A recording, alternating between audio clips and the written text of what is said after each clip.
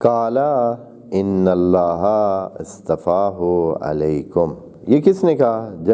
جواب البتہ دیا تھا کس نے؟ جناب نبی نے۔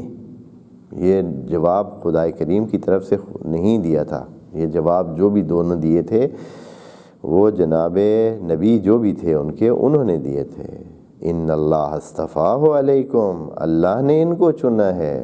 بس نبی خود سے نہیں چن سکتا کسی کو، یا کوئی بندہ خود سے بھی نہیں مان سکتا، یا بندے بھی نہیں چن سکتے۔ وَإِلَّا اگر ایسے ہوتا، یہاں کئی باتیں ہیں جو سمجھنے کی ہیں، یہ باتیں ساری ان آیات میں چھپی ہوئی ہیں۔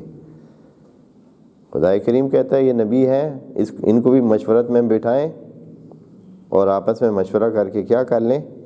کسی کو اپنا حکمران بنا لیں۔ لیکن خدائے کریم نے یہ نہیں کہا، نہ نبی نے خود سے کہا کہ چلیں ٹھیک ہے میں سوچ کر آپ کو خود بتاتا ہوں۔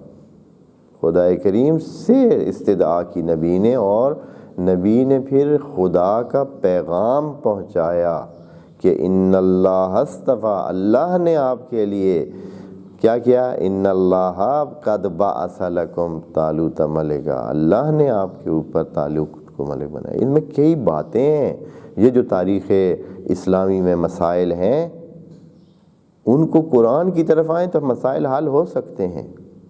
قرآن کا معیار لیں، قرآن کی باتیں لیں، اللہ کے انتخاب کا طریقہ کار لیں۔ انسانوں پر، یہاں بھی انسانوں پر کسی دوسرے انسان کی حکمرانی کی بات ہے، راستہ بھی اللہ کا ہے، اللہ کے راستے میں ہی چلنے کے لیے وہ کہہ رہے ہیں۔ عام دنیاوی حکمرانی کی بات نہیں ہے، فی سبیل اللہ کی بات ہے۔ تو یہاں یہ نہیں ہے کہ نبی اپنی طرف سے کسی کو ملک بنا دے، یا ان کو کہے کہ ٹھیک ہے آپ اچھے خاصے ہیں، بیٹھیں اور آپس میں مشورت کر کے کسی ایک کو کیا کر لیں؟ بنا لیں۔ نہ، ایسے نہیں ہے، خدائے کریم کی طرف سے جو ہے۔ اور جو دو چیزیں بتائی ہیں تاریخ اسلامی میں دیکھ کر بہت آسانی سے پتہ چلایا جا سکتا ہے کہ علم اور جسم کس کے پاس تھا، یا کس طرح کہاں پایا جا سکتا ہے۔ علم کی شرط بھی کدھر موجود ہے، اور جسم کی شرط بھی کدھر موجود ہے۔ بہت آسانی سے یہ چیزیں سمجھی جا سکتی ہیں اگر ہم اللہ کے ذریعے اپنے مسائل حل کرنے کی کوشش کریں تو۔ لیکن اگر ہم نے بس اپنے وہ جو اپنے ہمارے ذہن بنے ہوئے ہیں کہ ہم نے اس شخصیت کی حمایت کرنی ہے، اور دوسری طرف انہوں نے یہ بنایا ہوا ہے کہ ہم نے اس شخصیت کی حمایت کرنی، اس کی وجہ سے اختلافات چل رہے ہیں۔ اگر حل کرنا ہے اختلافات کو تو سب شخصیات کو سائڈ پہ رکھیں، الہی معیار کو لیں، جو اس معیار پہ پورا اترتا ہے اس کو اپنا حکمران مانے۔ اللہ اللہ خیر صلی اللہ۔ کالا ان اللہ اصطفاہ علیکم، اللہ نے ان کو چنا ہے علیکم۔ اور کوئی پوچھے کہ ہے کیوں بھائی اللہ نے کیوں چن لیا ہے؟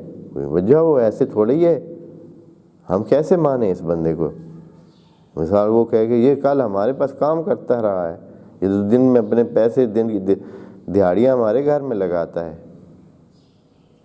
ہاں ہمارے کھیتوں میں کام کرتا ہے یہ بندہ، ہمارے پیسے سے تجارت کرتا ہے، ہمارے کارکنوں میں سے ہے،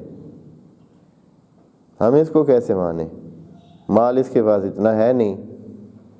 تو یہاں خدائے کریم فرماتا ہے وَزَادَهُ بَسْطَةً فِي الْعِلْمِ وَالْجِسْمِ۔ پہلے آپ دیکھیں کہ کسی کے پاس صلاحیت ہے یا نہیں۔ جو بھی کام آپ دیتے ہیں، کاش کے مسلمانوں میں بھی یہ ہوتا۔ امت اسلامی میں اس اصول کو نظر انداز کر دیا گیا ہے۔ اگر ہم اپنے مثلا سکولوں میں جو باصلاحیت لوگ ہیں ان کو کام دیں، جو میرٹ پہ باصلاحیت ہو اس کو کام دیں، اپنے رشتہ دار کو، اپنے قریبی کو، اپنے جاننے والے کو یا رشوت دینے والے کو نہ دیں، تو آپ دیکھیں کہ یہ ملک کہاں پہنچ جائے، یا کوئی بھی اسلامی ملک کو کدھر پہنچ جائے۔ بادشاہی کا حق یا حکمرانی کا حق کسی کو نہ دیں سوائے اس کے کہ جو صلاحیت والا ہے، جو سب سے زیادہ بہتر صلاحیت والا ہے اس کو دیں، جو جسمانی طور پر بھی فٹ ہو اس کو دیں۔ اگر یہ اصول آج ہی اپنا لیں اس ملک میں تو 70-80% تو سارے بندے کام سے نکل جائیں گے، اور جو بندے بیکار پھر رہے ہیں اور جو اپنی صلاحیتیں مٹی میں ملا رہے ہیں کام کے بندے، وہ کیا ہو جائیں گے؟ کام پہ آ جائیں گے، اور پھر دیکھیں کہ کام کیا ہوگا، پھر کیسا کام ہوگا۔